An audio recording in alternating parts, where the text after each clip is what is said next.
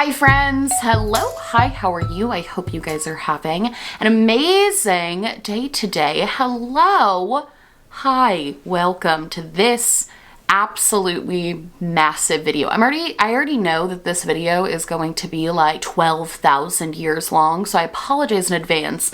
Initially when I wrote this script, I had like a very short little intro so we could just jump into it, but I do just want to give a really quick tiny little life update for those of you that care. If you don't care, this video will be time-stamped. You can skip over this part, but I did just want to give a quick little, just like mini abridged version. I already talked about a lot of this on my podcast that I have with my husband, so if you want to go kind of hear the more in detail stuff about what's been going on the past couple of weeks, you can go check out our podcast channel. It'll be linked down below. But I basically just wanted to talk about why I kind of ghosted the internet for like a few weeks. Wasn't intentional. I know that a lot of you know that I struggle a lot with my mental health. And have been struggling a lot with my mental health, especially since the past summer of 2021.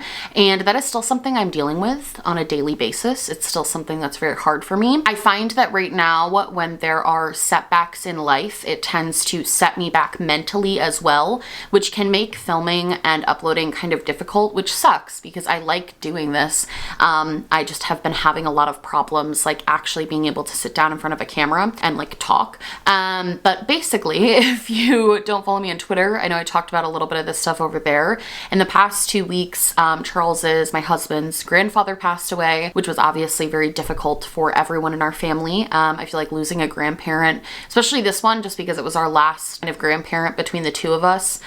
So him passing away was really, really hard and really difficult for not only our entire family, but just it was really difficult in general, just that loss. So while we were kind of dealing with that and coping with that and going to funerals and calling hours and everything like that, the day that actually the funeral happened, the night after the funeral, actually took a really bad fall. I fell out the back door. I have like a sliding back door in my house. I fell out the back door and basically tore a bunch of ligaments in my ankle. If you could pan down right now, you would see that my foot is elevated and in a boot because I can't move it nor sit up very comfortably. That is the other reason we're sitting in this location right now, just because it's easier to get to on my little, I have a little scooter. It's easier to get to on my scooter, and it's also just easier to sit in this location than sitting in the filming room. So for the next few weeks, we'll probably be in this location, and I hope that's okay with everyone. I know it's not the most like aesthetically pleasing location, can't do candle of the day, but that's what we're working with. And when I fell, I not only really messed up my ankle, but I also basically messed up the entire left side of my body. So I can't really lift my shoulder super well. My rib is definitely really bruised. My hip is pretty bruised, and so is my knee, all on my left side. So the left side of my body's fucked, which is great. That was kind of partially a reason that videos were not getting up, was just first we got hit with that sort of loss of Charles's grandfather, and then we got hit with this. Well, I got hit with the ground. So that's where I've been basically the past 2.5 weeks, just dealing with all of that stuff. And I do apologize. I don't like just ghosting for long periods of time, telling people why. I do try to keep people updated on Twitter, but I know that not everybody who follows me here on YouTube has a Twitter, so I just want to give that little life update. I'm doing okay now. I'm like getting better, feel good enough to film this video, but just wanted to like give you all a heads up. That's where I've been, and I do apologize for that. Also get ready for an astronomical amount of videos in the next 2 weeks because I had a bunch of scripts done and a bunch of stuff ready, and then I just like couldn't film it. So get ready for a monsoon of videos, if you will. Hi friends, Editing Me here, and today's video is sponsored by Felix Gray. I've been using Felix Gray for actually going on a year now. I first started trying them in January of last year and have absolutely been loving them ever since then. I use them every single day. For those of you that don't know, Felix Gray is a blue light eyewear protection brand. They basically set out to create blue light glasses that really improve our relationship with technology. Felix Gray glasses filter out 15 times more blue light that makes your screen time really tough on your eyes. This is my second pair of glasses. I actually just ordered a third pair because I like having a pair in my office. I like having a pair in my bedroom for at night when I'm looking at my phone and it's like really dark all around me. And I also really like having a pair out in my living room because I've been doing a lot of editing out there. These are the Lovelace glasses. They're in the pink color. I think they're super, super cute and fun. And you literally just put them on whenever you're using a screen. So like your computer, your phone, an iPad. And the best way I can describe this is literally just removing the strain that your eyes always feel. I've talked about in videos before how I struggle with ocular migraines and I struggle with light sensitivity, and these have been a lifesaver for constantly staring at a screen. I feel like because everybody's been working from home, we're all looking at screens significantly more than we ever have before. You don't even really notice the strain that it has on your eyes until you actually use these. I've said this analogy in every single video, but it truly just is the perfect way to describe what it feels like when you start using them. You literally feel like when you're looking at a screen without the glasses on, it feels like you're looking directly into the sun. Like, you know when you're driving and it's really, really bright and it starts hurting your eyes? When I put these on, it feels like I just put on sunglasses in my car when it's really bright outside. It just immediately reduces my eye strain, and I've actually found that it's really helped me with headaches and eye strain, fatigue, and everything like that. I cannot recommend these glasses enough. The coolest part about the Felix Gray glasses is not only do they have these ones, so these are the non-prescription ones, but I do wear glasses, so I also have a prescription pair. You literally just input what your eyeglass prescription is and they'll send it right to you. So it's really as easy as it could possibly be. These are also super, super durable, and they're very lightweight. You don't even really feel them on you. If you're not normally a glasses wearer, I don't think you would feel these really at all. Kind of just forget you're wearing them after a while because they don't have any sort of heaviness or bulkiness. If you're interested in trying Felix Gray, you can go to the link in my description down below. And also they offer a 30-day money-back guarantee. So when I first got these, I was definitely a little bit skeptical. I was like, I don't really know if this is gonna work. I don't really know what all of this is about. Like, is it actually gonna improve anything? After the first like 2 weeks, I noticed a really substantial difference. And now I feel like I can't do prolonged work without wearing these glasses. But Felix Gray does offer a 30-day money-back guarantee. So if you get the glasses, you try them for a couple weeks and you just find they're not really doing anything for you, you can try the glasses without the risk of losing money if for whatever reason they don't work for you. Thank you so much to Felix Gray for sponsoring this video and also just helping reduce the strain on my eyes at all time. And let's jump into the video. Anyway, now that we're done with that little life update, today's video, we are going to be talking about a situation that has been developing over the past probably since the summer of 2021, and that is the Creepshow Art situation. I've actually been wanting to make a video on this sort of updates of the situation for a while, basically ever since Shannon, who is Creepshow Art, came back and posted her sort of rebuttal video at the end of December in 2021. I was really waiting until all of the information was out there. I was waiting for Emily Artful to kind of say her piece and say her rebuttal. I was just waiting for all the information before I made the video, just so I didn't have to make like multiple videos. And now that Emily has actually put out her video, I did just want to sit down and kind of discuss everything that Shannon said in her video, sort of like an I watched it so you don't have to kind of vibe, like really just go into it and talk about it. Because I know a lot of people didn't want to watch it and didn't want to give her the view, but they kind of still wanted to know what was said. And I also wanted to include now Emily's responses to a lot of the things that Shannon had to say in her video. When Shannon posted her video in December, I was actually super curious about it. I feel like a lot of people were. I just wasn't expecting her to I guess I thought maybe she'd come back eventually, but I wasn't expecting her to come back so soon. And on top of that, I really wasn't anticipating the video to be as long as it was. So I was very curious to see what she was going to talk about and sort of explain. Shannon's video was 2.5 hours and Emily's response video was about 1.5 hours. So between the two videos, just a lot of content to get through. So I tried to make this script as like digestible as possible. But again, I apologize because I know that this video is going to be very long, just because the nature of what we're talking about is a lot of serious stuff that I do feel like needs to be kind of fully fleshed out. Like I said before, this video is going to be timestamped. So if you want to jump around and go to different things that you are more interested than other things, feel free to do so. Again, I know it's going to be long,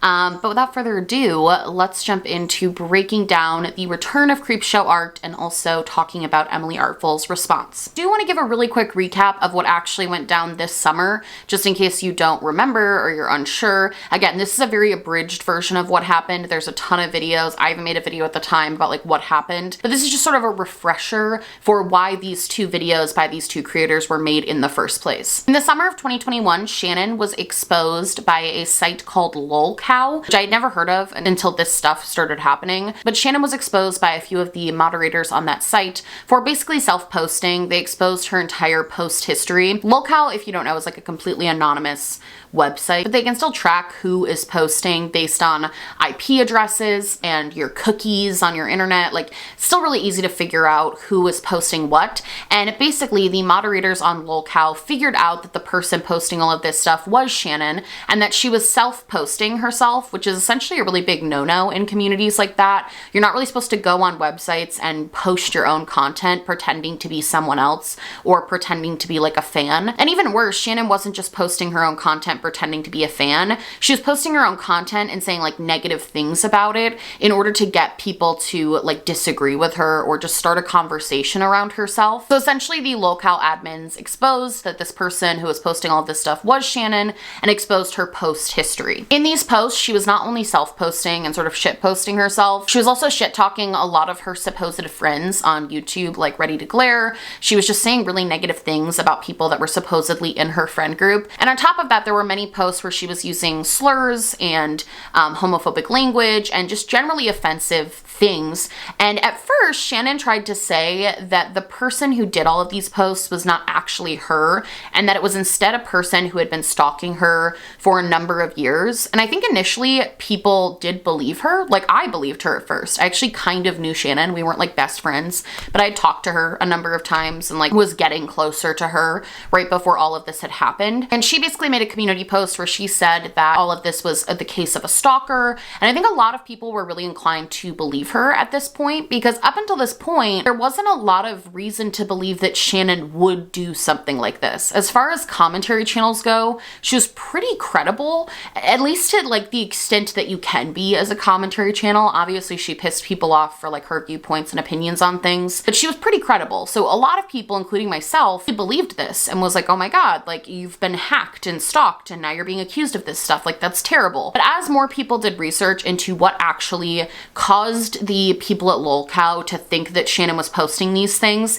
it became abundantly clear that the chances of some stalker masking her IP address and masking her cookies being behind all of this was just not really plausible. And it became more and more evident that Shannon herself had to have been the one posting all of these posts on Lolcow. As all of this was happening, Shannon started to really ghost a lot of her YouTube friends. It started just kind of blowing people off that she had been really, really close with for years. She left a number of group chats. She refused to explain anything to anyone asking her questions. And she started sort of guilt tripping her friends and other people. Like, she would post on her private stories things about like not defending her. And as the criticism was sort of mounting against her for this Lolcow stuff, Emily Artful, who is an art and sort of art like storytime YouTuber, art and commentary YouTuber. She does a lot of different stuff, but Emily Artful posted a tweet basically saying that Shannon and her husband had been stalking and harassing her for over 10 years. So then Emily posted a video about the whole topic. It's a really long video, but it's very good. I would encourage you to go watch it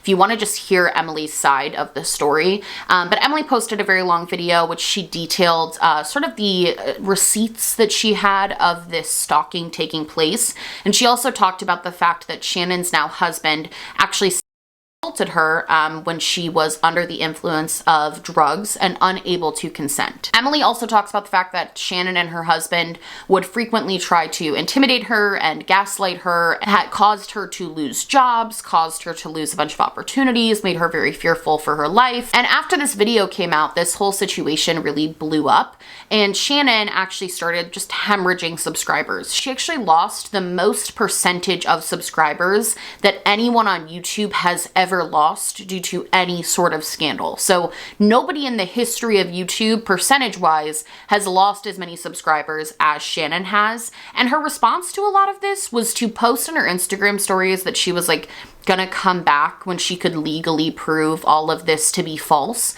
And then she just ghosted. She really said nothing else in response to this. She didn't dispute any of the claims. She didn't really do anything other than just say she was gonna be fighting this legally, and then completely left the internet. And Emily actually got a lot of widespread support from this video. Like, a lot of people believed her story. Her story had a lot of receipts to back up what she was saying. There was a lot of evidence to back up what she was saying. And for the most part, I think the majority of of sort of the internet was on Emily's side and believed her. So that's sort of the recap. And that's kind of everything that happened that led us to New Year's Eve of 2021, which is when Shannon posted her 2.5-hour video. I don't even want to call it a video. It was not what I was expecting. Let me just say that right off the bat. This is like not what I was expecting. But on New Year's Eve, Shannon posted her video. And I think the best way to explain what the video was about and what was said in the video and just kind of every point that she made, I think the best way to do this is to go through sort of point by point of her video and just give the abridged version of what she was saying, and also points that Emily contested in her recent video I'm gonna bring up as I go through Shannon. So we're kind of gonna be bouncing back and forth between the two videos. I just think that's the best way to do it. I don't want to say all of Shannon's side and then say all of Emily's later, because it seems like I'm validating a lot of what Shannon said, which is not what I'm doing. Now, right off the bat, Shannon's video was very weird because she started it with this disclaimer. I'll actually put it up on the screen, but it says, if you are seeing this video, it means one of two things has happened. Either one, my lawyers negotiated with Emily Artful's lawyers and we reached a private settlement which resulted in some retraction. That did not happen. Emily has not retracted her video, not retracted any of her statements, and as far as we're aware, there's been really no communication with lawyers, except that Shannon's lawyers sent a cease and desist to Emily's lawyers, basically asking her to retract her video, which she didn't do it. She didn't retract it. So, or two, I took Emily to court for defamation and came out the other side. That also didn't happen. Simply, like, I guess technically maybe she could have filed something. Emily just absolutely denies that she's filed anything in court. The only thing she says she's gotten is a cease and desist from Shannon's lawyer that she basically didn't really do anything with, because a cease and desist isn't like, there's nothing you can really do about that. It's just like a request. Like, it's kind of like a threat, just like a legal threat. Shannon's saying that she either got the retraction or took her to court and won. Neither of those things happened. The only thing that happened was a cease and desist was sent and Emily didn't comply with it because she didn't want to and she didn't think she had to. Emily also talks about this in her video and basically just says it's very weird to start this video with such a bold-faced, easily disprovable lie. And I think that really sets the tone for Shannon's entire video, because her entire video is definitely riddled with these like falsehoods or really strong statements that she's like, well, I say that this happened, so that means that that is absolutely 100% a fact. And like most of the stuff that she says is not fact, it's her interpretation of situations. The next thing Shannon really hammers home is that this video is going to be pretty much full of social media posts and screenshots from Emily's past social medias that were going to sort of prove Shannon's point and prove Shannon's innocence. And I think her sort of angle with doing this was to say like, okay, you might not believe me as a person, but if you're hearing all these things from Emily herself, like Emily of the past, then that's going to sort of strengthen my case. And I think the problem with this is that while Shannon does base pretty much all of her video on Emily's past social media posts, she also bases pretty much all of her video on her interpretation and narrative of those social media posts. They're just these very like sweeping assumptions that shows like, well, she said this, so that means that this can't be true. And I feel like in order to believe any of Shannon's video, you have to really believe that people are always 1,000,000,000% honest on social media at all times, especially in regards to things like addiction or mental health struggles or relationships. And most people aren't honest about those things on social media 100% of the time. So right off the bat, Shannon's video just has a lot of holes in it, because you really do, I think Emily said this in her video and it's very true, you really do just have to like suspend actual reality and just think that every single thing, every single person posts on social media is like 100% accurate. I think this is really weird, especially coming from Shannon of all people. Like this whole narrative of like social media being the end all be all truth of what happens is really weird, because the bulk of her commentary videos are quite literally based on people lying on social media and people not being truthful on social media and doing something else behind the scenes. So it's just kind of a weird place to like plant your flag and say like, no, this is the truth.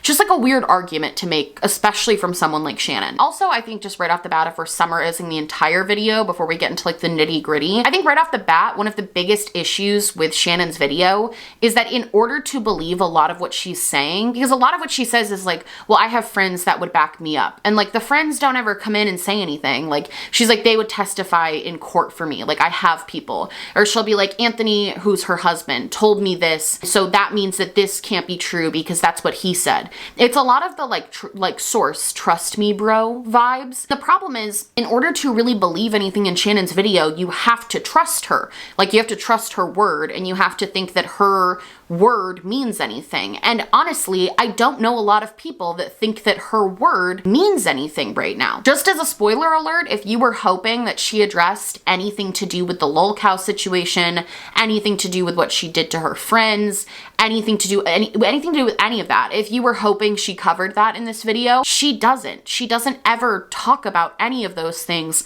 This entire video is 2.5 hours of her basically just trying to expose Emily. Like that was what the entire video premise was, which doesn't make me have a lot of trust in this person. Obviously, everyone on social media, you don't know them in real life, so you kind of just have to go with your gut on if you believe them or not, especially in situations like this. And I think the biggest flaw with Shannon's video is that nobody really can believe her, because the trust that she had with her subscriber base and the trust that she had with her friends has been so irreparably broken that there is just no way to fix it. Okay, let's break into like what the video actually was point by point. This is gonna be long. The first major point that Shannon made about Emily was Shannon pointed out that Emily had a relationship with a 13-year-old girl when she was 17 years old, and she points to a story time video that Emily made where she was talking about being a 17-year-old and dating a 13-year-old. She used this point and sort of said this point as a way to show that Emily online had only talked about having 2 toxic relationships in her life in a couple of different videos. Shannon's entire reasoning for bringing all of this up is because she basically claims that Emily in her YouTube history and her YouTube career had only ever made story times about toxic exes, about 2 separate relationships she was in. One when she was dating a 13-year-old and one when she was dating a guy who I guess she said was like toxic and bad towards her. And the point I think Shannon wants you to think she's making is that she's trying to say, well, because Emily never talked about my husband on her channel or told any negative stories about him on her channel, never really mentioned him being toxic before all of this, that must mean that he was never actually toxic to her, and everything that Emily says is a lie and fabricated. Personally, I don't believe that's the reason she put this in there. I think the reason she put this in there is because she wanted right off the bat for people to know that Emily at 17 years old had a relationship with a 13-year-old, which is obviously very inappropriate if it were true. I think it's very telling that Shannon put kind of what she thought would be like the worst thing that Emily did right at the forefront under this guise of like trying to clear her husband. I think it's very interesting that she put this right at the top of the whole thing, because her video doesn't like go in any specific order. It's not like chronological order. It's all just sort of these random points jumbled together. And I think it makes a lot of sense that Shannon thought that that was going to be the most damning piece of sort of evidence she had against Emily. So she put that in there first right off the bat, just so everybody who even watched the first 10 minutes would see that and think poorly of Emily because of that. Now, obviously, this was something that Emily addressed really quickly because this was, again, the thing people were really upset about, and I can understand why. Do I think that Shannon bringing this up was in any way to try to like protect the child in that situation? No, I think she was doing it maliciously. But even if her intention in bringing this up was bad, Emily should still be held accountable for those actions. Like, it's one of those situations where even if the messenger is shitty, it doesn't make the allegations not true. So Emily addressed this very quickly, both on Twitter and in her video. Emily's explanation for this was that she actually never dated a 13-year-old, that even though the story time she posted about her being a 17-year-old dating a 13-year-old was true, she was talking about that story with a flipped perspective. So Emily basically said that when she was 13, she was dating a 17-year-old, and as a way to sort of heal from the trauma of that situation, she told the story from the alternate perspective. So she told the story like she was the 17-year-old dating the 13-year-old, even though in reality, how the story actually played out was reversed. She was the 13-year-old who was being sort of preyed on by this 17-year-old. Emily talks about how she used her channel and her story times as a way to sort of heal from a lot of different traumas. And one of her trauma responses was to do this in a few different story times. She sort of flipped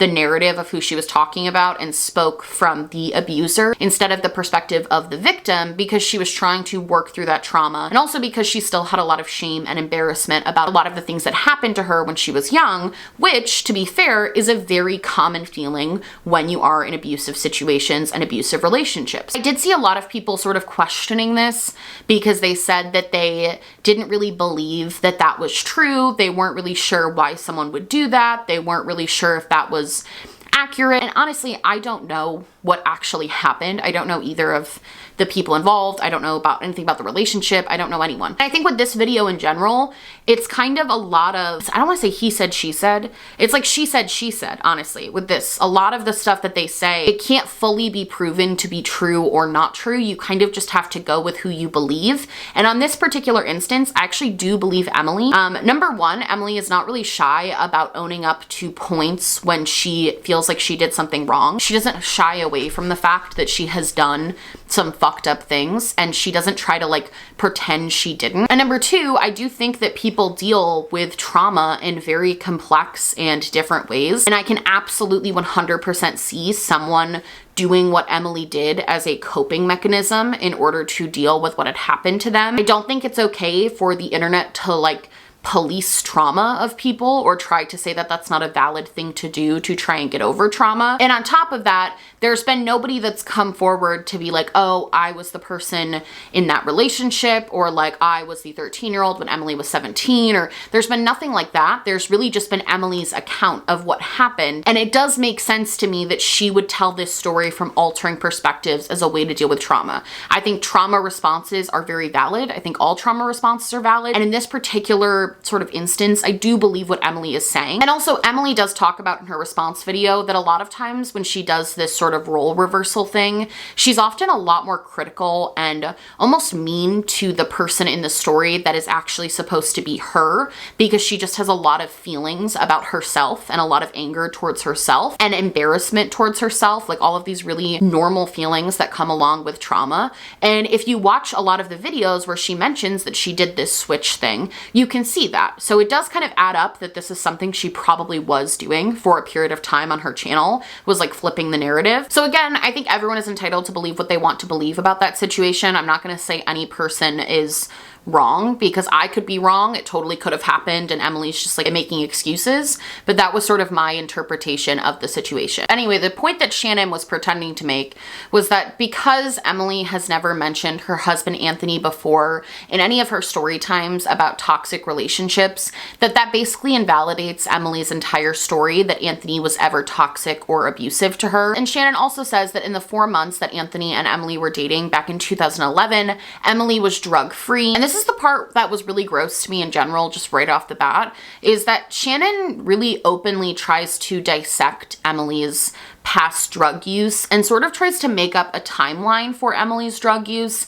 based off of her social media posts. This was really frustrating to watch, and this was probably the most, I don't know if it was the most frustrating part of the video for me, but it was a really frustrating part of the video, watching Shannon try to sort of piece together the timeline of someone's addiction purely based on social media posts. I think everything that goes along with addiction and stuff that Shannon knows about, or at least she should know about, because she said in her video she has family that have been through AA, that Anthony has suffered with addiction. So this is all stuff she should know, but she like pretends to not know it for the sake of her point, that there's a lot of shame and hiding and secrecy associated with addiction. A lot. And the fact that Emily posted something about like not believing in drug use in regards to Amy Winehouse passing, like Shannon uses this as like a smoking gun, that must mean that Emily had never used drugs up until the point of posting that, because why would she be criticizing someone else's drug use? And it's like, that's not how addiction works. Like, that's not how any of that works. Do you think someone wants to post on Facebook like, hey, just did drugs today, like, hey, I relapsed today? No, people who are in especially active addiction are very secretive and often go out of their way to try and convince other people that they aren't doing drugs or aren't drinking or aren't doing their like drug of choice in order to make sure that their cover is not blown. There's a lot of, not deceit, I don't want to say deceit, but I think that's the best word. There's a lot of deceit that happens when you're actively in your your addiction. And there's a lot of things that you say and do, even if you're actively using, that maybe to the outside world would make it seem like you weren't, but you know personally what you were doing when. I honestly think that Emily talks about this in her video too, and she basically just was also offended that somebody would be trying to speculate about her timeline of addiction and trying to speculate about when she was using, when she relapsed, when she didn't, based on the color of the bedroom walls behind her.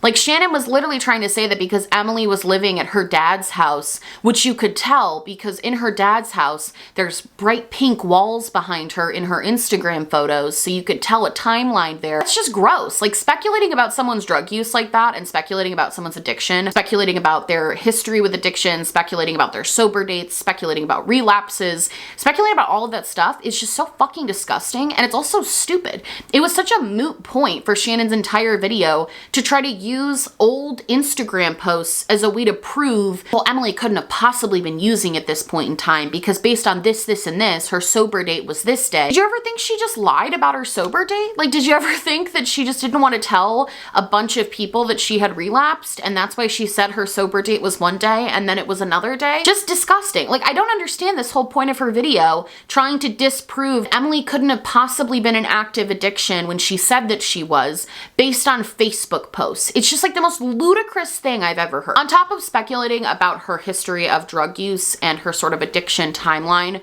Shannon does also talk about the fact that Emily had said some racist, homophobic, just generally really problematic stuff, especially in her deviant art journal, which we're going to get into the deviant art journal again in a second. But basically when Emily was younger, she had this online journal where she would post a bunch of different stuff. She would post a ton of stuff on Facebook that was really, I mean, it was problematic. And I don't think there's any reason to downplay those actions simply because Shannon is the one bringing them up. Do I think she's bringing them up because she genuinely cares about the communities that would be affected by that information? No, I think she's just trying to make Emily look bad. But that still doesn't mean that Emily doesn't need to be held accountable for those things. And for Emily's part, she has owned up to those posts being her and to saying very problematic and hurtful things in the past and has apologized. I think it's up to the communities that were affected by those statements to really accept that apology on Emily's part. But again, I think it shows that Emily isn't trying to hide that she did things that were fucked up. Like, she's honest about the fact that she did those things. Whereas Shannon, for her part, is pretty much always just trying to paint herself as the eternal victim in this entire situation. There's also a whole section in Shannon's video where she just adds a bunch of like meaningless stuff about Emily and her husband Anthony's relationship when they were dating. Like, she talks about how Emily allegedly got a tattoo that was for her husband. She talks about some of the heated fights they got in public. And it's like, it's just stuff that like Shannon can't prove and Emily can't really disprove, but it's stuff that adds absolutely nothing to any of the conversations that are being had. And again, I think are just being added in as a way to like prove that Emily is a bad person. I think this is a good time to say, honestly, I was gonna wait till the end to say this, but I think this is a good time to say it as any. I don't think that anything about Shannon's video had anything to do with clearing her or her husband's name.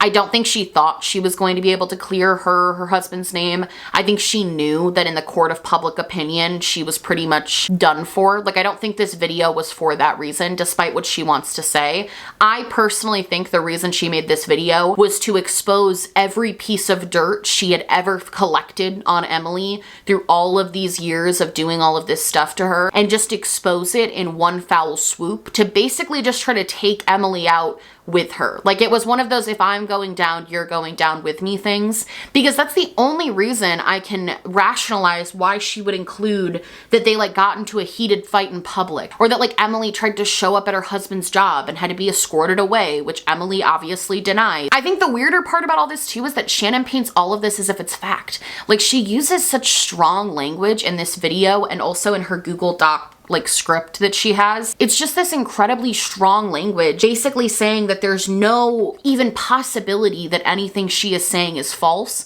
and that everything she is saying is unequivocally true. Everything is just so smoke and mirrors with this whole video, because I think what she wanted people to think she was doing was discredit Emily's story of abuse. I think she was trying to say that her husband was not the abusive one to Emily, but that it was reversed and that Emily was actually the abusive one to him. And even if everything she is saying about Emily is true, and that like all of these fights did happen and that it was a very toxic relationship, which Emily actually talked about in her video, that they were both in a very toxic relationship with each other and they weren't good for each other, it doesn't discount anything Emily says. It doesn't disprove anything Emily says.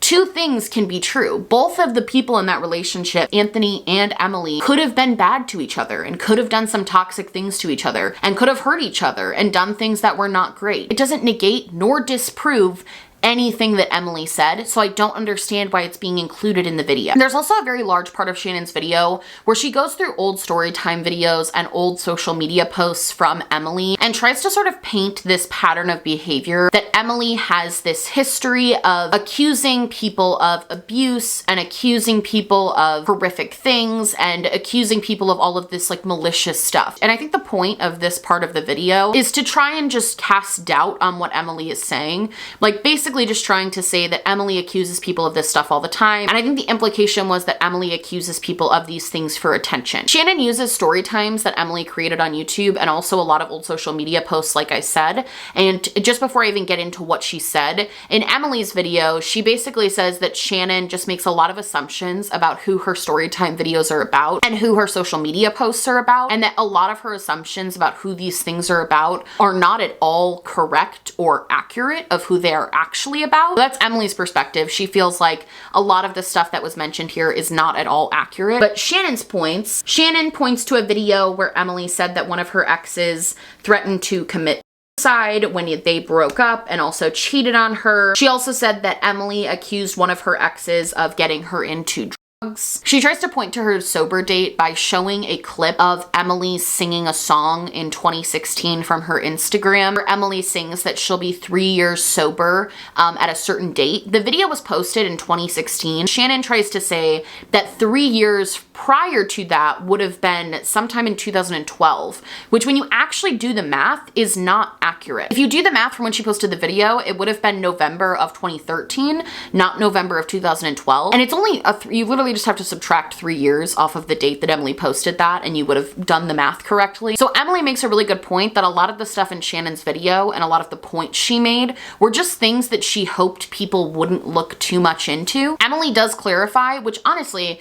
it's nobody's fucking business when Emily actually got sober. It's nobody's fucking business the relapses she might have gone through. That is quite literally no one's business. And the fact that she's been put in a position where she has to like talk about this so openly and just like disclose all of this very personal information really pisses me off. But Emily does clarify that her official sober date from all drugs was in 2013 and not 2012, the way Shannon is trying to paint in this story. I think the reason Shannon was really desperately trying to say that Emily's sober date was November of 2012 is because the alleged allegation against Shannon's husband of him actually assaulting Emily is something that would have happened in early 2013. So in order for Shannon and her husband to deny the claims that Emily made, that she was incredibly high and that he took advantage of her when she was very obviously messed up, in order to deny those claims, the only thing that they can really do is paint it as if Emily had to have been sober at that point so that that never could have happened. Shannon's version of events is that Emily used while she was dating someone else, not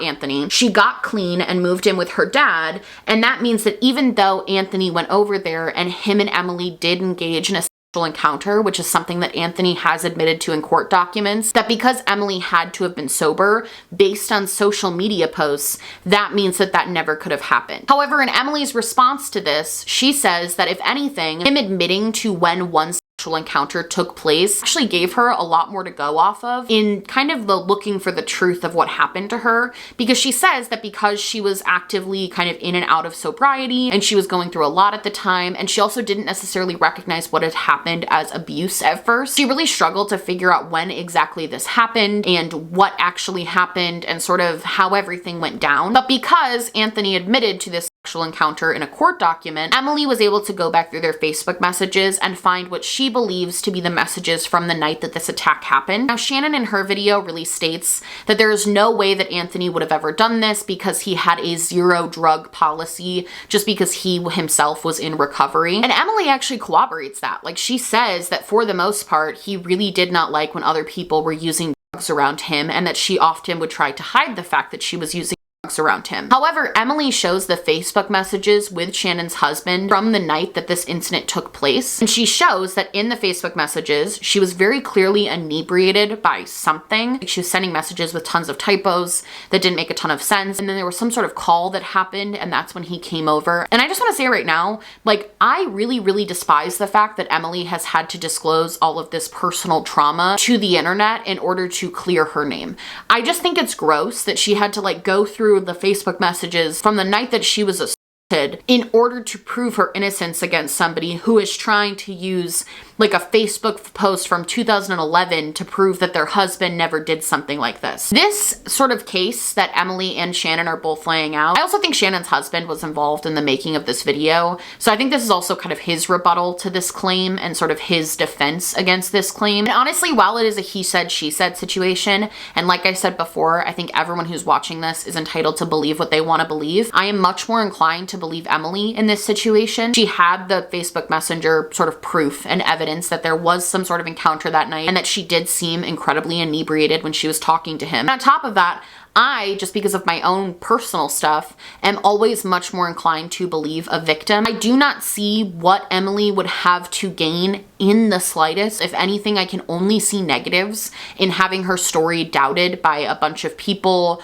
or in having her be judged by a bunch of people, or even just having to relive the trauma and talk about it on the internet. I don't understand why anybody would purposefully go through that trauma. I don't see what she has to gain from lying about this. So I do believe her. I believe that this happened, and I do believe that Shannon is enabling a rapist. Like, I do believe that. So that was my take on that part of the thing. Those were kind of the two sides of the story as far as the allegations. Again, everybody can believe what they want to believe, but that was my personal opinion on it. After Shannon addresses the sexual assault allegation, she really goes kind of deep into the points that Emily made in regards to her and her husband sending her hate and harassment throughout the years. Now, this whole section was very confusing to me, and I think it was confusing to a lot of people because Shannon was talking about different situations, but like, she wasn't addressing the situations that Emily herself was talking about. Like, Emily told a story about how her Facebook got hacked and she had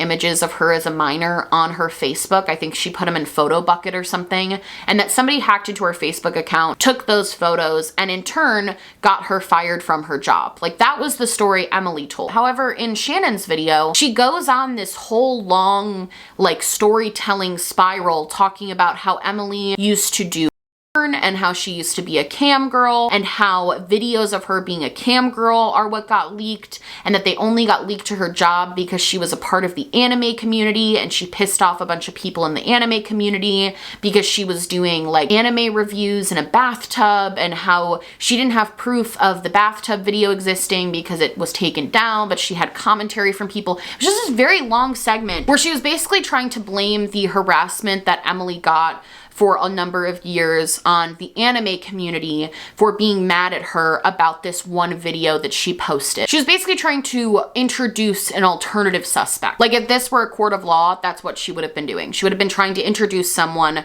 who wasn't her and Anthony, who could have been responsible for all of this harassment that Emily was facing. And I don't think that was necessarily a bad point. Like, I guess that kind of makes sense a little bit. I think where it's kind of confusing is that most of what Emily talked about was not around the same time frame that the anime community would have been going after her. And on top of that, Emily has said, not only in her own video, like her initial video on Shannon, but also on Twitter and in this newest video, that she is entirely open to the idea that like not all of the harassment came from Shannon and Anthony, that there were other people doing other things at certain times, like this situation that Shannon points out. She's very open about the fact that not every single thing that she thinks is Shannon and Anthony could be Shannon and Anthony, and she's open to being proved wrong about things. So while this might explain some of the stuff that happened to Emily that maybe wouldn't line up with something that Shannon or Anthony did, I don't think it explains every single thing that has happened to Emily, and I don't think it completely clears Shannon and Anthony of doing like nothing wrong, especially when you consider the fact that Emily and Shannon have talked about this harassment and have talked about this stalking pretty openly, and Shannon's responses were so fucking weird. I also do just want to make the note here that in this video, Shannon does a lot of like nitpicking. Like, she focuses on little minute details of Emily's story and Emily's timeline as a way to sort of discredit her. I just always find that's like a very weird way to go about dismantling an argument. I feel like when there's the truth, there's the truth, and when there's not, there's not. And there's not really a need to go into such small, minute details trying to break those apart instead of just trying to disprove the overarching allegations and accusations. I feel like I would have had a lot more, maybe not trust or belief in Shannon, but I feel like it would have been a lot more believable for me that she didn't do some of these things, at least, if she had just said like, I didn't do them. But instead she just tries to nitpick Emily's story and find like teeny tiny little holes. It's like if you're looking at the entire story like a gigantic beach ball, Shannon poked like a little bit of a needle-sized hole at like the bottom of the beach ball.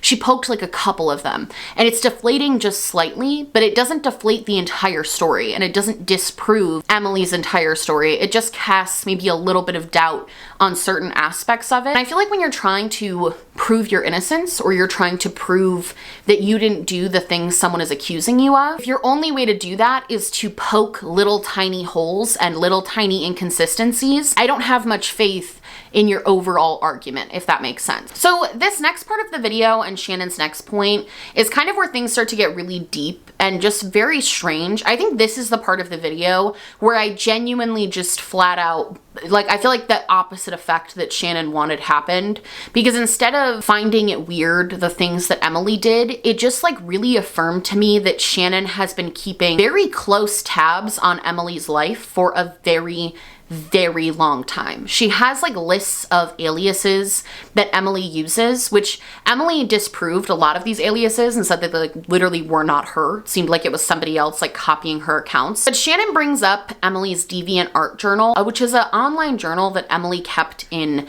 middle school. She's bringing up shit that Emily said in middle school as a way to disprove the allegations and accusations that Emily made now in the year of 2021. It's just a lot. Like, she goes, I'm not even really gonna get too deep into this because I honestly think it's very silly the way that she brought all of this up, and I honestly find it to be very invasive. Emily made this point in her video, and I think it was a good one, that when she was growing up on the internet in like the early 2000s, there wasn't really this concept yet that the internet was forever, or that it was a completely public space where anyone could see anything. Our internet literacy was a lot less intense than it is nowadays, where now it's like really drilled into kids' heads that like you can't post things and like anything you post is gonna follow you forever, and like it's much more instilled in kids. Whereas at the time, I remember like I had a MySpace page when I was like 12. I remember I made it at my friend's house and like didn't tell my parents. It was this whole thing, but I posted stuff on there all the time that like looking back I like really shouldn't have been talking about or posting about, but I was 12 years old and I had no sense that the internet was something that like a bunch of people had access to. Like, it didn't cross my mind a ton of different strangers could access that. And it also didn't cross my mind that when I was an adult, those things could have potentially been used against me. Emily's Deviant Art Journal from when she was in middle school, Emily said that really she just posted on there as like basically a diary. And Shannon brings up the fact that Emily had like a crush on one of her teachers, and the sort of inappropriate way that she talked about this crush on her teacher and maybe her sort of inappropriate behaviors surrounding that situation.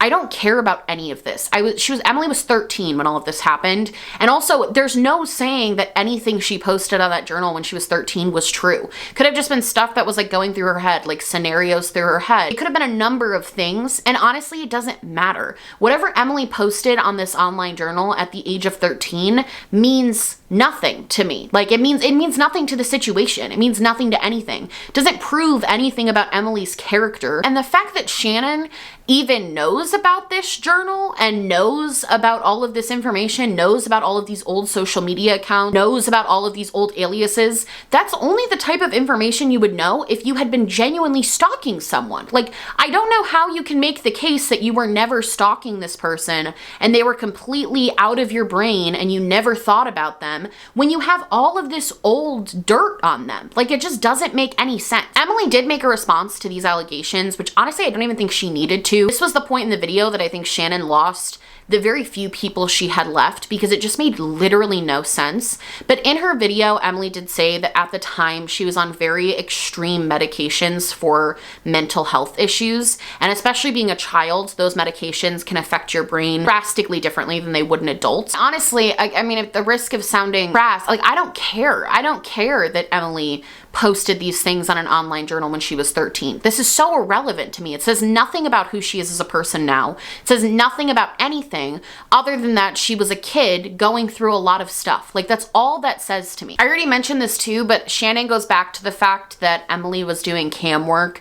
Basically, as an entire section on Emily doing cam work that really just seems entirely irrelevant, except for to try to subliminally shame her for doing this cam work. Like, that seems to be the only reason she talked about it. She also has a whole section where she literally just calls it like random lies that she caught Emily in. Again, I don't understand the point of bringing up any of these lies. She tries to say that Emily was never homeless and uses photos that Emily posted on Instagram as proof of that, even though those photos prove basically nothing other than she may have been just like sleeping at different people's houses at a time, which does define you as homeless, just so we're clear. She talks about this job that Emily had and how Emily said in her initial video that Shannon had complained about her to a job she was working at, which resulted in her getting in trouble at the job. Shannon claims that she figured out where Emily was working and what situation she was talking about based on a pen that Emily was holding in a 2015 video that was about like a 10-minute craft video. Again, I don't know how you're gonna say you weren't stalking this person when you found a pen. Like, literally her evidence was Emily is holding this pen for 3 seconds in a video from 2015, and that proves that she worked at this salon at this amount of time. How does that not come across as stalking to you? Like, I don't understand that. But anyway, she talks about how there were no negative reviews on the Yelp page, so that means that Emily must be lying. Shannon also tries to talk about the fact that because Emily was vlogging her kind of locations and vlogging her day-to-day life and posting on her Instagram and sharing her location, that means that everything Emily said about being fearful for her life and fearful of her location was just a lie. I don't think that that disproves Emily's point that she did live in fear of what was happening with her. Emily was very clear in her first video that this sort of harassment and stalking from Shannon and Anthony was very sporadic and happened at a lot of random times. It would kind of calm down for a couple of years and then it would spring back up. And because it was so sporadic, it actually took her a lot longer to figure out who was behind a lot of this until much later, because it all kind of seemed unconnected until it was connected. To me, it's just entirely possible that there were probably times Emily just wasn't actively thinking about the repercussions of posting her location and kind of forgot about everything that was happening and then just posted her location. Like, I don't think, again, I think Shannon thinks all of these things are like smoking guns that prove her and her husband's innocence and prove that Emily just like made this entire thing up. None of them really prove anything. Like, Shannon just takes everything so literally. She acts like while all of this was happening, Emily wasn't actively trying to grow her social media following, grow her art business, have a family, get married. Like, Emily was living her life outside of all of these things happening, and it's obvious that at certain points in her life she felt safer than other points in her life. The next point Shannon brings up is sort of refuting a point Emily made in her video. In her initial video, Emily showed screenshots of Shannon's husband, Anthony, sort of communicating with her in a very inappropriate way on Twitter. He basically accused her of buying views and asked why she had blocked him and was trying to respond to her tweets being like, this person's buying views. It was basically right when Emily started to become successful on YouTube and had her first video get a lot of views. He was trying to sort of discredit that and tear her down. I think it's really interesting that Shannon was able to go in, find out all of these like insane details that she's trying to claim show all of this different stuff. But when it comes to her husband literally harassing Emily and there being like hard evidence for it, her excuse for that is like, oh, he was just being really sarcastic. He was just being sarcastic. He was obviously just joking around with Emily. This was obviously just a joke. I don't think that's obvious.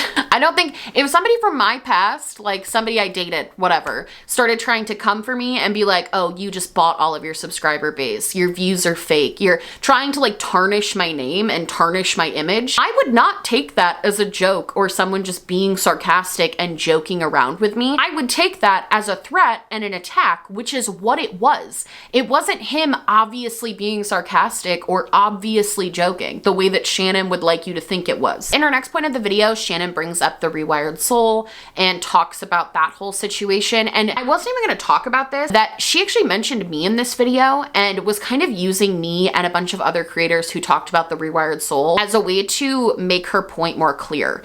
The only reason I'm bringing this up is because Shannon does this frequently in this video where she says like, this person also did this and this happened to them. Like she was talking about how accounts had tried to send her information about Emily and negative information about Emily, and that Hopeless Peaches, who was another sort of art commentary channel, also got that same information, and that the two talked about it and how weird it was. And Hopeless Peaches has literally been like, I never got information like that. I don't know what she's talking about. She mentions people's names just offhandedly, like, oh, this happened to this person too, or this person was there and can also vouch for the fact that this happened. When she's talking about the Rewired Soul, she basically is trying to say that the reason Emily got sort of harassment for her relationship and friendship with the Rewired Soul was not Shannon harassing her about it. It was basically just that a bunch of creators who spoke out about the Rewired Soul also got a lot of harassment for speaking out against him at the time. And that's likely why Emily was also getting harassment. That it couldn't have been Shannon because all of these other creators, Smokey Glow included, was also receiving harassment. I just want to talk about this super quick, not because I'm trying to like insert myself into the story, but because I feel like I can speak to the way that she just threw my name around kind of discredits a lot of the times that she threw other people's names around as being like, well, they face that too. I didn't face harassment from posting my video about the Rewired Soul. The only harassment I faced was from Chris himself. Like that was the only person that was like rude to me or rude about my comments about him, which is expected. But he was the only person that ever said anything to me about anything. My video on the Rewired Soul was largely applauded and actually really helped to grow my channel at the time because so many people agreed with my points, and I really did not get a lot of pushback or hate comments. And frankly, I don't remember ever speaking to Shannon about the Rewired Soul situation. The problem is she deleted her Twitter, so I can't go see if I like DM'd with her about it. But I never once was like, oh yeah, all of his fans are like attacking me, because that didn't really happen. I don't have a clear memory of that ever happening. And if it did, I don't think I would have talked to Shannon about it because I really didn't know her very well at the time. I actually still have access to all of our Instagram DMs, and I did go through all of those DMs trying to see if we like talked about it there, and we never did. So I don't bring this up again to try and like make this anything to do with me. I just think it's very strange with the ease that she throws people's names around as a way to give herself more credit and as a way to back up her claims without providing any evidence that any of the people involved actually agree with her stance on that. Because I want to make it known right now, like I don't agree with her stance on that. I don't think, based on my perspective of like being called out in this video, I don't remember that happening, and I certainly don't remember talking to Shannon about that happening. So I don't know how she can say, oh, well, Emily just got hate for this. At the time, everyone was getting hate for either supporting or going against Chris, who is the Rewired Soul. When like that didn't happen to me. That wasn't my experience, and it's very strange to me the ease at which she just like threw my name in there. And it also makes me question all of the other people's names that she just threw in there as being like, well, this person also said this, or this person also said that, because I don't have that interpretation of the situation, and it's weird to me the way that she just throws names around. Besides that, the next point that Shannon makes, the next big point that she makes in her video, is sort of defending the way that she interacted with Emily, because I think that was a really damaging piece of evidence that Emily had. She had DMs with Shannon where she basically confronted Shannon about this stalking and this harassment. The way that Shannon responded was just super fucking weird. Like it's not the way that you would respond if you didn't do any of the things you were being accused of. The first instance of this was when there was a video that Emily made talking about a YouTuber that she had beef with, and Shannon tried to claim that people were tagging her in that post and trying to say the video was about her. So Shannon publicly responded to those claims and basically said that the video wasn't about her, and this led to her and Emily speaking in the DMs a little bit. I think it's very weird. Like maybe it's just the context of all of the other stuff that that Shannon has allegedly done, but I just think it's really weird to know someone in real life. Like, she knew who Emily was. She knew that she used to date her partner. She knew that she had like seen her and met her at least casually in real life, and they had this connection. She still just tagged her in this random Instagram post about her video and like never addressed it, or like never addressed that they knew each other. I just think that's weird, because at the time, Shannon's name and face was not super well known, but Emily's was. So it's just bizarre to me that Shannon wouldn't just be like, oh, hey, by the way, like, I'm dating the guy you used to date, or I'm dating the guy you used to be friends with. Like, I actually do know you. It's weird that she just never addressed that or talked about that. The other point Shannon addressed is her stalker. So Emily brought this up in her video, that she thinks Shannon was lying about having a stalker named Amy, and that it was just sort of a cover she was trying to use to like frame Emily. Like, a lot of the stories like lined up really well, and Emily just wasn't convinced that Shannon actually had a stalker. Shannon disclosed that she actually does have a stalker. She said that she met her on stardoll.com in 2006, which is like bonkers to me, that name, stardoll.com. She said that she met her on stardoll.com in 2006. She showed a bunch of emails from 2006 from this person that just kind of showed like weird interactions the two of them had. It doesn't really prove that anything is still currently happening with this person in 2022. Like, it just makes no sense, because all of those emails were from 2006. And I guess I don't not believe that Shannon couldn't possibly have a stalker as well, or possibly have someone that has been like messing with her as well. It's not that I don't believe that. I guess it's just like kind of confusing. Like, I think it's a little weird the way the stories line up, but I don't want to like completely discredit that theory, because it is possible. I just don't think that this stalker Shannon is claiming to have has done all of the things she is claiming that this person has done. Does that make sense? Like, I think that she's using this person who maybe was like kind of shitty to her, or maybe was like mean to her, as a scapegoat now in 2021, when in reality, it was just like a person who did some stuff to her 15 years ago, you know? There is also a weird part of the video where Shannon basically, she titles this like answering Emily's question. And in this part of the video, she basically just says that she was sent all of this information about Emily from an account called Brita Filter. So Brita Filter was the account that sent Emily these DMs saying that like she was the sister of a 15-year-old boy who had been the one responsible for all of this stuff happening to Emily. And that this was honestly the most incriminating part to me. The fact that Shannon was saying she got all this information from an account named Brita Filter, who was claiming to be the sister of a 15-year-old boy who was responsible for all of the stalking that had happened to Emily. It doesn't make sense that Shannon would have received information from this account with the same name that had all of this information, that was also the sock account that a sister created in order to tell on her younger brother and like tell Emily all of this information. Like, none of that makes any sense. And I think by far, this is like the biggest hole in Shannon's retelling of events, is her saying that this account sent her private information. To me, it seems like she just got confused about the different alias accounts and is trying to now lie and say that she received this information about Emily and that she could have made an exposed video years ago, but she is such a good person, she chose not to. It just felt very threatening. Like, it felt like Shannon was basically like, well, I'm the good guy here because I knew all of this stuff about you because someone told me, and I didn't make a video because I'm the good person in this situation. Shannon also has a brief part in here where she tries to flip the script and say that Emily had been obsessed with her since 2014 and not the other way around. She shows old Facebook messages between her and her now husband where they're talking about Emily and basically saying that Emily was mad at Shannon for going to a guitar store. None of this makes any sense to me. Like, I don't understand why any of this is relevant, except for that Shannon and her husband were literally talking about Emily. Proves nothing that Emily was talking about them. It just proves that Shannon's now husband was speaking about Emily. And honestly, what this looks like to me, like just truly, and Emily made this point in her video too, looks like to me that Shannon's husband was just trying to make Shannon jealous of Emily by like being like, oh, well, she hates you. Because nothing about this story makes literally any sense. Like, nothing about what they're saying here makes sense of why Emily would hate Shannon for going into a guitar shop and like leaving a positive review on Facebook for a guitar shop. Like, it just doesn't add up. If anything, it just makes it seem more weird that Anthony in 2014, 3 years after dating Emily, is still talking shit about her to his new girlfriend. I'm actually not going to go too in depth about this next part, and the main reason for that is because the bulk of Shannon's arguments, yet again, are based on Emily's old social media posts from a as far back as like 2006. The gist of this part of the video was that Shannon tries to say that Emily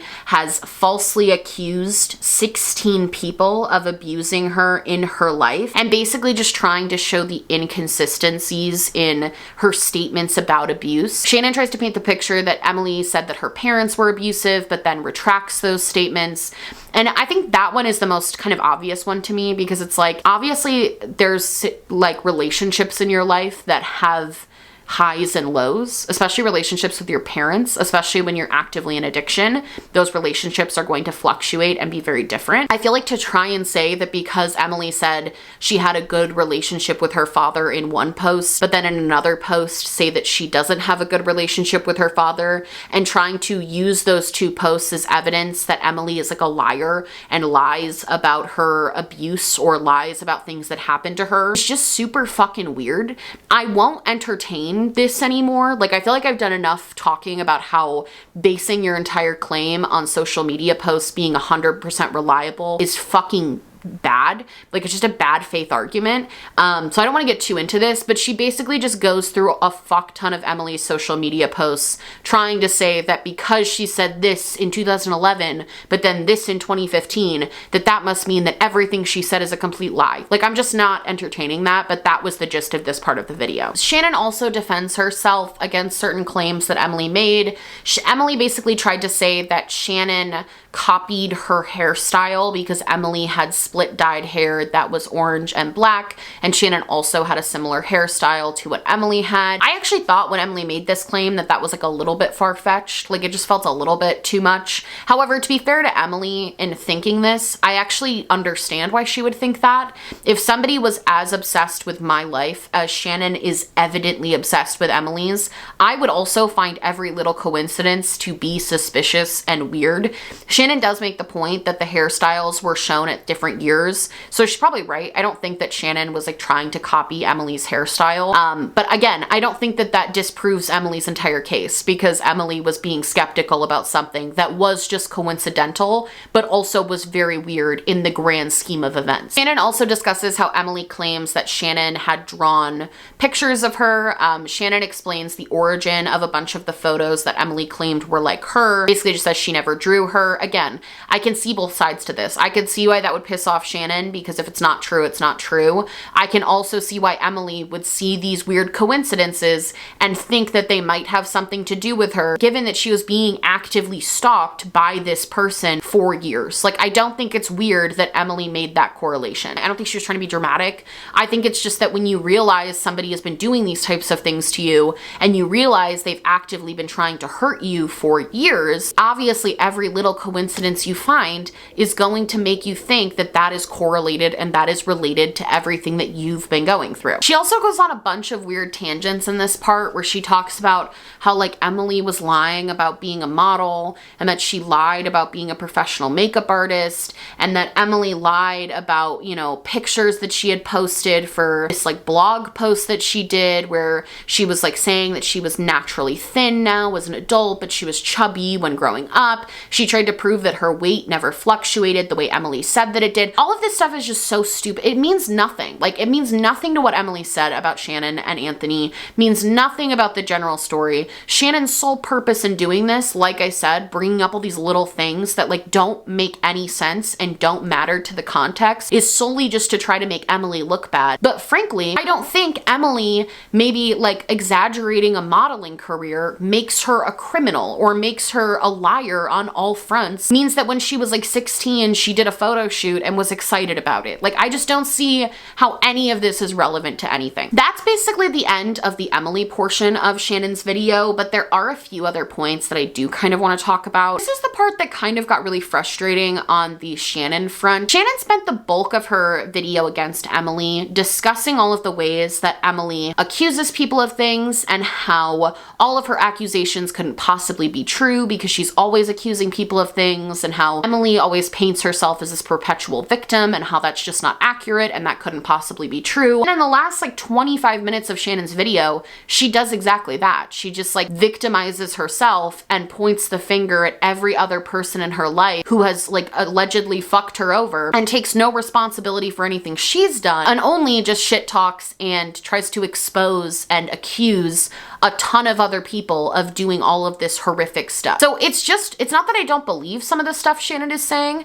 I just think the fact that she has that little self-awareness that she can't see how she just tried to discredit a person for 2 hours because they make too many accusations against people and then spends the last 30 minutes making a fuck ton of accusations at people and claiming to always be the victim. I don't see how she doesn't see the problem with that and the way that that comes across. It's like Shannon is the only one that's allowed to have been fucked over or gone through abuse, but Emily couldn't possibly have gone through any of the abuse that she is claiming she went through. Shannon dedicates a whole segment of her video to her sister. I don't like to talk about family stuff pretty much ever, just because I have sisters. I'm very sensitive to these topics, and Shannon says a lot of things about her sister. Her sister does not have a platform to combat any of the things that she is saying. I know that her sister, when all of this started coming out, was pretty much actively on Emily's side and was vouching for Emily. Shannon takes this time in the video to discredit the things that her sister says and also basically cuts her sister off from her life very publicly in this video. I don't know.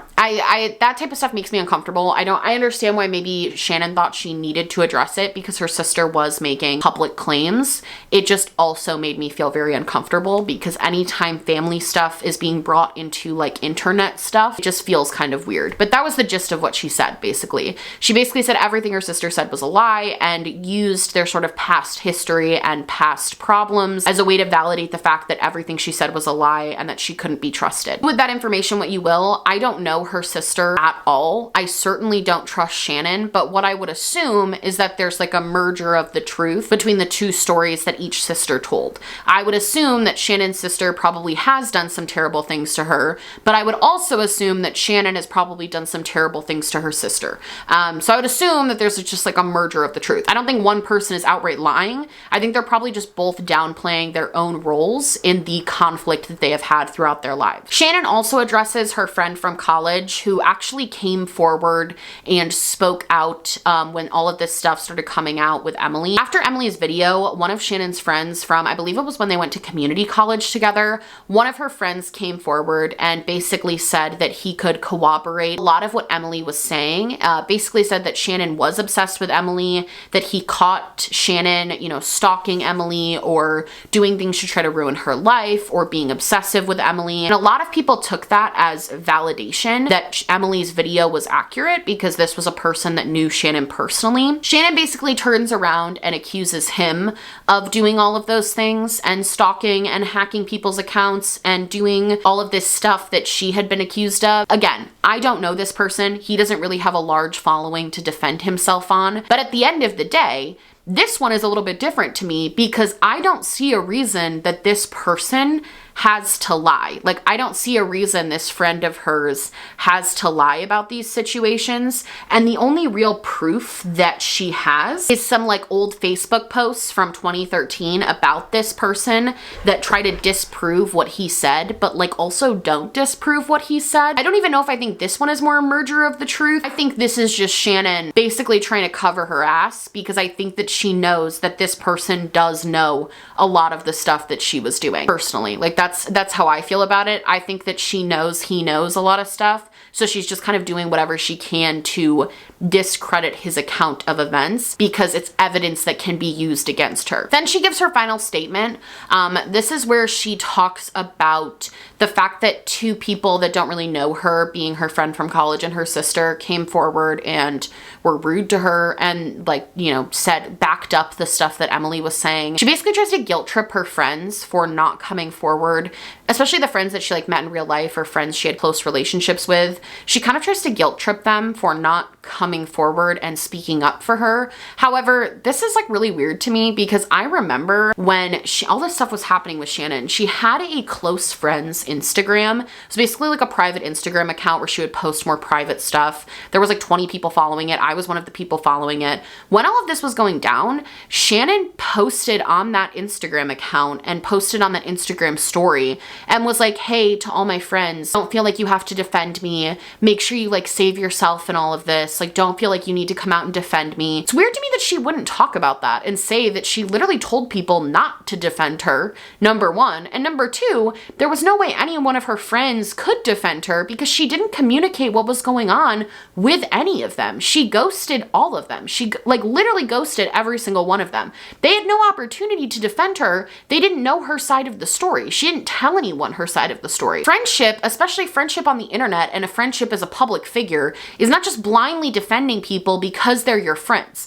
I've said this a million times, but I think it's so true. If you're presented new information about your friends and it's showing you a different side of them that you didn't know before, you are fully entitled to change your mind and not just blindly defend that person anymore. She also goes off on Tipster. I don't know why. I don't know why Tipster was the person she decided to go off on. Of all the people that made videos about her and all of her former friends that made videos, I don't understand why she like popped off on Tipster, but she did, and I feel like that's relevant. And then she basically ends by saying that she is not going to be coming back to YouTube and that this is kind of her last thing, and if you don't believe her, she doesn't give a fuck anyway. So goodbye. And that was Shannon's video. Okay. Final thoughts. Do I think that Shannon did what Emily accused her of? I think a lot of what Emily accused her of, Shannon did. Yeah. Do I think Shannon posted the lolcow posts? I think Shannon and her husband posted the lolcow posts. I do think, and maybe this is just me wanting to, not defend Shannon, but maybe this is just me wanting to think that the person that I knew is not completely fake. I do think that maybe her husband has a little bit more of a role in it than we'll ever know. But the reality is that doesn't really matter because if they were both co-signing each other's behavior and working as like a unit when it came to all of this, then it really doesn't matter if it was like Shannon sent the lolcow post or her husband did. Either way, it seems like they both knew what the other was doing and they both co-signed all of this. I think Emily has every right to speak her truth, and I'm happy she took her time and made such a thorough response video to everything that Shannon said. I'm happy that she took responsibility in places where it was appropriate because it was honestly so refreshing after listening to Shannon's video where she just nonstop blamed other people and didn't take an ounce of accountability for anything that happened. I also think it's really interesting that Shannon didn't address a lot of different things. Like, she didn't really address the DMs that happened between Emily and her, where they kind of talked about Emily sending her like a restraining order. She didn't really talk about that or explain why she said the messages she said or why she was in the mindset she was in. She didn't talk about at all anything to do with the lolcow situation and sort of the trust that was broken with her subscriber base there. She didn't discuss any of that. And I just think overall, based on Shannon's video, I know I said this in the middle of the video, but I think it's important for the final point. I don't think that this video was about clearing her name. I don't think it was about clearing her husband's name. I don't think it was about making a return to YouTube. I don't think it had to do with any of that. I think this was her last ditch effort to expose Emily the way that she's low-key been trying to do for years. I think she saw this as an opportunity to finally just dump all of this dirt that she had on Emily on top of her and just hope that it buried her. And it didn't. And I think that she's probably pissed about that. What else is there to say? Like, I do believe that, some of the stuff Emily thought was Shannon might not have been. Like, sure, I believe that. But I think the bulk of it probably was. And yeah, I just hope that Emily can start healing from all of this. I cannot imagine the amount of re-traumatization that probably has been happening in her life the past few months, having to relive all of this and post about it publicly and have people speculate on it and talk about it. I literally cannot imagine what that would do to a person and the trauma that would bring up. So I hope that Emily, now that she is saying she's kind of done with Shannon, can start to heal and move on. And I hope Shannon is serious about leaving the internet. I hope she does. It's just sort of a final thought. I know that in my first video about this situation, I talked about sort of my like friendship with Shannon, and it wasn't really a friendship, but just how I like knew her. And I will say this, I actually talked to Ready to Glare about this a few nights ago because I was really struggling with it when I was scripting this video. I was like really struggling with the idea that the person that I knew, even in such a small capacity, could have done these things. And I think what this overall lesson shows is just always remember that like not everything is as it seems online. Not every post is accurate. Not everything everyone says is the truth. And people can still be misleading online, even when they have full-fledged audiences of like 400,000 people. Like it's still possible for people to be misleading. I hope everyone involved in this situation, from Emily to Shannon's friends to Shannon's subscriber base, and now that this is seemingly kind of put to bed, can start to heal from it. And this video took a lot out of me. This was a really long one. I apologize for how long this was. I just wanted to be really thorough and like really address every single point Shannon and Emily kind of made. I love you guys so much. I hope you like this video. Please let me know what you think about this entire situation in the comments down below. If you like this video, please like and subscribe, or just subscribe, or do neither. Honestly, just so happy you're watching me. Thank you so much for being here. My merch, my social media, and my podcast and vlog channel will be linked down below, along with my social justice spotlight, which you can check out. I love you guys so much, and I will see you in the next one. Bye!